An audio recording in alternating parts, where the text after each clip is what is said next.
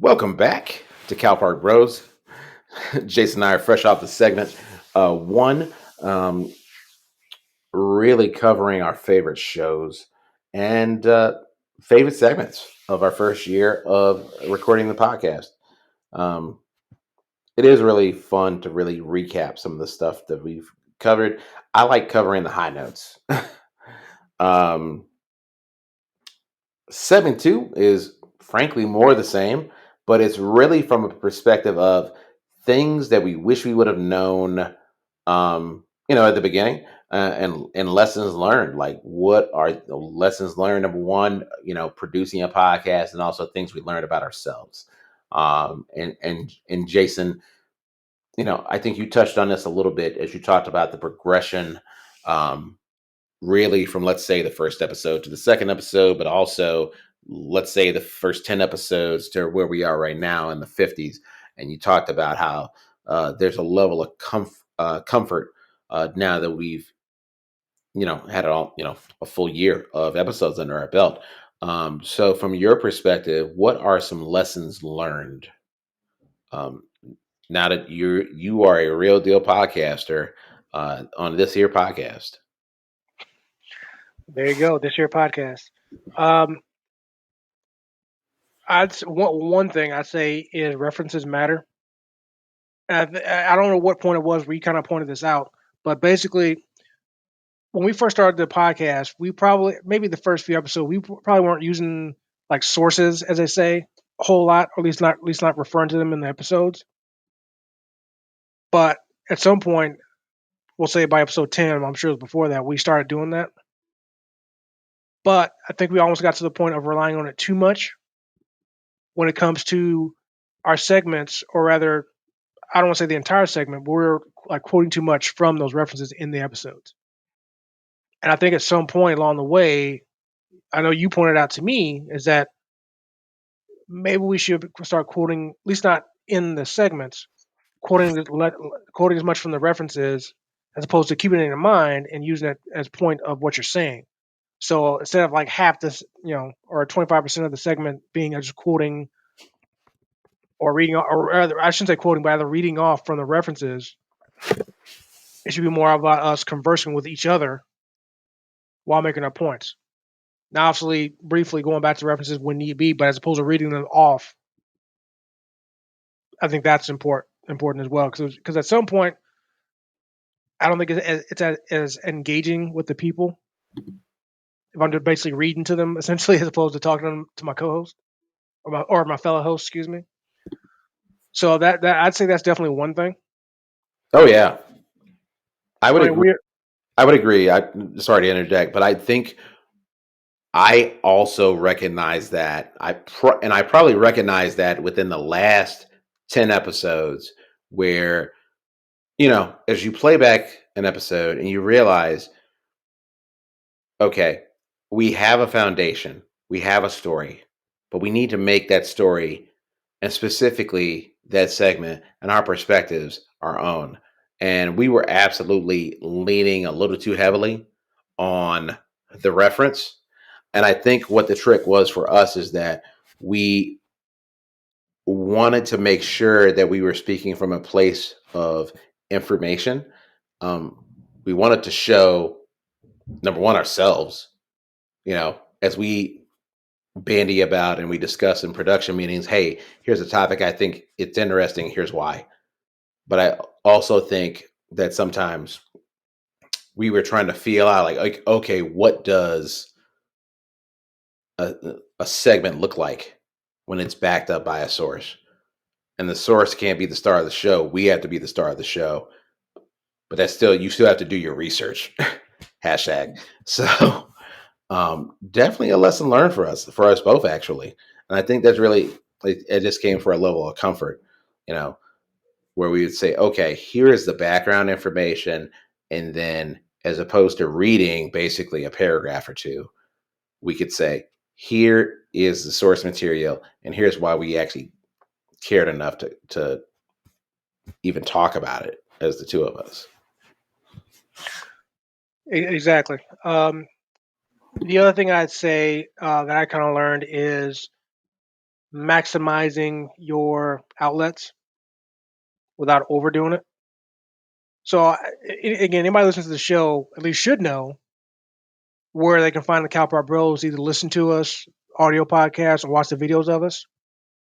But I think initially we were just doing the obviously just audio. You can really only we boasted the fact that you can hear us on 11 different platforms, audio wise.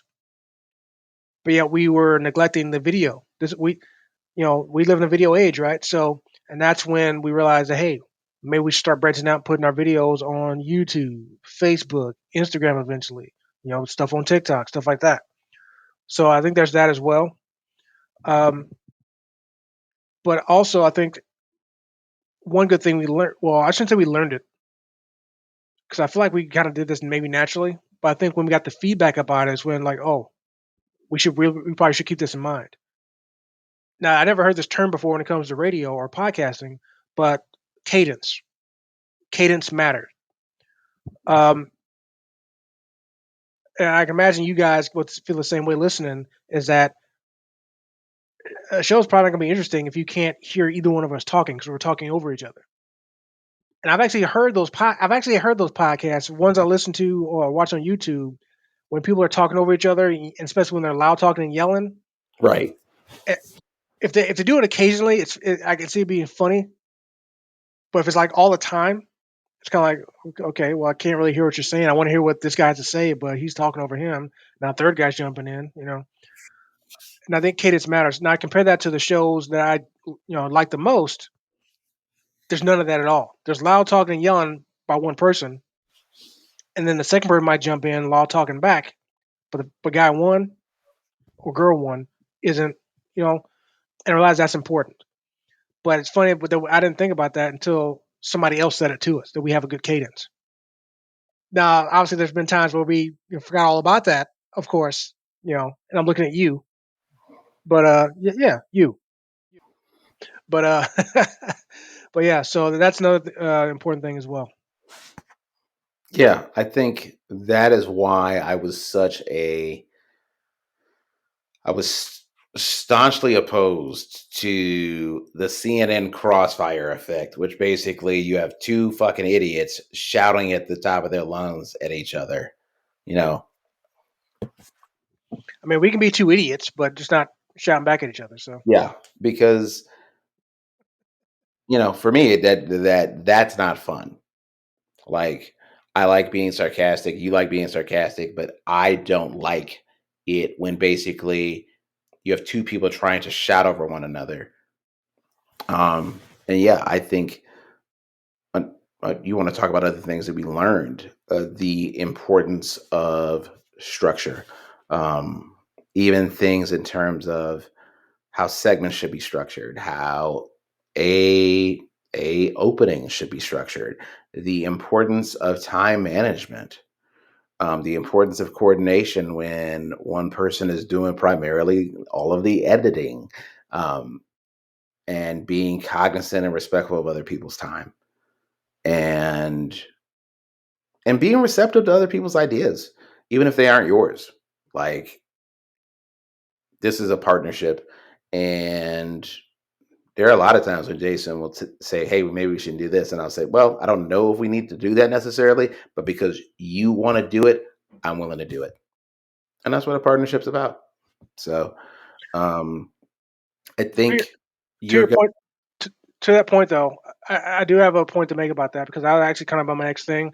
I think you're about to jump into something different, but I want to stay on that topic real quick. Yeah, go for But not in relation to you. it. My, Okay. but my no well no because my other point was that one thing I learned is you have to be receptive to feedback and be appreciative of that feedback, but you also have to know what you want the direction of your show to be. And now I say that that's not in reference to you, it's a reference to our listeners who provide feedback. And speaking of which, folks, thank you for all the feedback you've given us over the year. We've gotten it all. We listened to it all. We used some of it or a lot of it as well. But at that same time, again, I'm not saying don't stop sending your feedback. Definitely keep doing that. But what I'm saying is that all the feedback can be good, and we've used some of it, yes. But with all that, good or bad, sometimes feedback may not be the direction we want to take the show, and you have to balance out, like you were saying, what will be good for the show but stay in the same direction, or change it if need be, and what's good stuff, but stuff we may not need to be able to apply to the show and move on. You know, and it's a balancing act, and that's something you definitely I had to learn as well. So it's important though, because again, sometimes you have to listen to the people listening to your show. I mean, it's one thing for me to sit here every week and talk to you and hear what you say. It's another to have people listening to the show, especially when there's multiple people we're talking about here. And I think that's what the balance is there. So I almost want to say that's probably the biggest thing I learned is that balancing it out, not ignoring feedback, but being receptive to it because in life, obviously outside of the podcast, people are going to give you feedback, and it's very easy to blow that off because it's like, who's the person giving me feedback? I don't know you, or whatever it may be. But sometimes even in person, you have to know then, well, hey, maybe this is very constructive feedback, and you might want to listen to it. So same thing when it applies to the show. Sometimes the feedback we get is stuff we have to listen to, but it's balancing out, knowing even if it's from the same source that hey, just because the feedback you gave me last week was good, don't mean what you just told me today is. And it's all about balance and figuring it out again for the direction of our show. So don't mean to cut you off, but I had No, to jump in there. no. My main thing is lessons learned. We've learned from one another, and I think that's the most important thing. Is you know being two black men in our 40s. That old saying, you can't teach anyone anything if they think they know everything. And so I think that's been uh the joy of the show is that we have learned things from a technological perspective. We have learned things from a production perspective, just in general, how to interact with people. And also, I think we've learned something from one another because you got your ideas, I've got mine, people have their own. And it's always an interesting process. You mentioned creative differences. And I'm just like, there's always creative differences. Who like at the heart of the show is debate and uh playful debate. And as long as it's playful, I'm always going to enjoy it, enjoy doing it. And what I learned is that you you really you really think you know someone just because you've been friends with them for 30 years. But we had never been this is the closest we've ever been, and frankly, probably closest we're ever going to be as business partners. you know, hell, this is the podcast is the business equivalent of living together, which Jason and I never did. Thank goodness for that. But and obviously, when you mention creative differences, definitely we've had some, just not necessarily when it comes to on the show or on podcast episodes you can hear, but more so creative differences when it comes to deciding what to do when it comes to this or comes to that. I don't want to do something, Terrence wants to do it. Vice versa, he wants to do it, I don't. Um, and that can be a challenge sometimes. Now, obviously, it hasn't been anything yet where it's going to say, "Well, I don't want to do the show with you no more." The band's not breaking up over it, you know. Not yet. Knock on wood, it'll never happen. But it's always been stuff that's really minor. Well, I guess in the grand scheme of things, it's all minor as opposed to again not ending the show over it. But obviously, there's stuff that one of us really wants to do that the other one just really doesn't. Sometimes it is, topics we want to talk about. Sometimes it's certain aspects of how we put the show out into the public. You know, sometimes it's about, who should lead the show, who shouldn't, keep things the same, change this, change that. I want to try this, whatever it may be. We'll agree on stuff. Sometimes we won't, and it is what it is. Now, obviously, at some point, one of us will get our way, another one won't. But just like any good marriage, I guess you could say, it's about balance. Any good dating relationship, it's about balance. Any good, whether it's sibling, otherwise, mom, daughter, whatever it may be, it's about balance, give and take. You know, um, that's what it is. Now, obviously, I want to get my way most of the time, but Terrence won't let me. So, um, but to be a good partner, business partner, that is, you know, it's about balance. So, obviously, we've done that pretty well for 52 episodes. Now this will be the 53rd. Hopefully, do the same thing for season 2. Coming back at you, season 2. Yeah, I'll just round this up by saying what I learned is, like anything, there's give and take, and it's how you give and take will also shape. If you say no, it should be minimal, but when when you do say no, it should be with good reason. And I find a lot of times we're not even saying no. We're saying, is that what we want? What do we want? And I find that the most fascinating experiment with the show is that, ironically, for two black men that have been friends for 30 years, this little experiment of ours has forced us to be better communicators. Mm, mm. I'll agree. It's because obviously we had that commitment not just to the show or each other or the show. Well, I should say not that we have to commit just to each other, but definitely for the show as well. Because obviously we put this stuff out every Thursday, you know, so we obviously have to stay committed to that at the very least as well. And I actually I'm impressed with that because there's been some trying times where getting that episode out on Thursday has been an issue sometimes. But every single week for the last year, we've done it every single Thursday. Um, so yeah, so definitely proud of that as well. Hopefully that also continues. So yeah. All right.